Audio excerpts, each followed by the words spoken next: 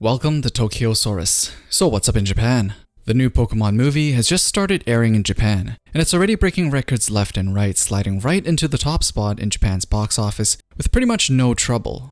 Having to launch with other big hitters like Gintama's live-action movie along with Studio Ponok's Mary and the Witch's Flower, which is pretty much the new Ghibli at this point, this was definitely no small feat.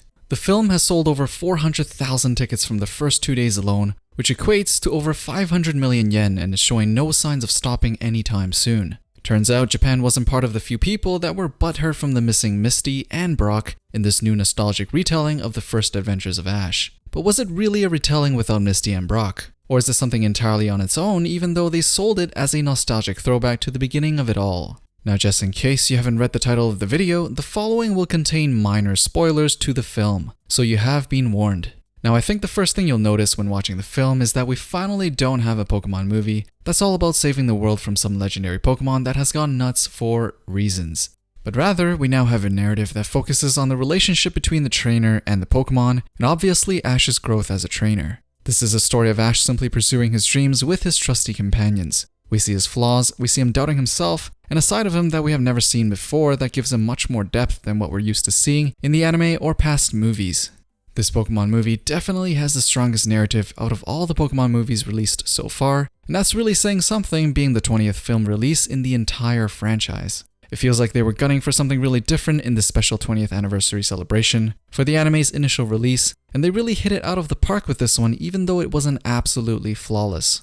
People were pretty upset about the new characters Makoto and Soji not being Brock and Misty as per the original. Here we have Soji, a boy that aspires to become a Pokemon professor, and Makoto, a girl who wants to become a great Pokemon trainer.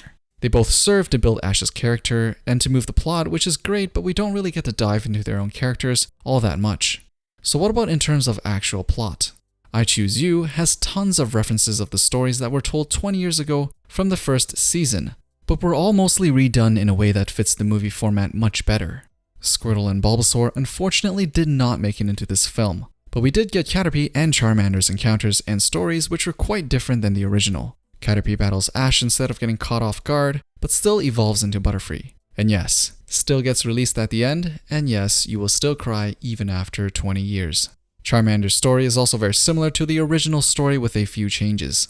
Ash still finds Charmander in the rain. However, this time around, Charmander's old trainer is Ash's new rival, Cross. Charmander still evolves into Charizard, but does not have the same temperament as the Charizard we knew from the anime. He listens to Ash a lot more than the Charizard from the original anime, and a lot of this Charizard's development comes from his encounters with Cross. So he feels like a completely different Charizard than the one we knew from the anime. Although some of you may not like the fact that they changed up pretty much everything, it's still quite neat to see a new spin on the old stories, kind of like seeing a reboot of the original. Ho-Oh's appearance was also changed, as most of us have seen in the trailer. When Ash and Pikachu see Ho-Oh for the first time at the very end of the first episode, they see Ho-Oh flying off into the rainbow. In this new movie, Ho-Oh leaves a rainbow wing for Ash and Pikachu before flying off. Oh, and remember Gary? He appears in the movie, but only for a few seconds. As this is pretty much like a reboot of the original, there are tons of changes, and aside from the skeletal structure, it's pretty much like a whole new story.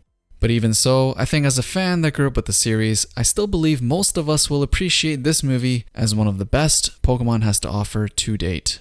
Anyways, what did you guys think of the 20th Pokemon movie so far? Still mad about Misty and Brock? As usual, let me know down in the comments below. Thumbs up the video if you liked it, and don't forget to subscribe and turn on notifications for Tokyosaurus for the latest things people are talking about in Japan. Thanks for watching, and I'll see you guys in the next one.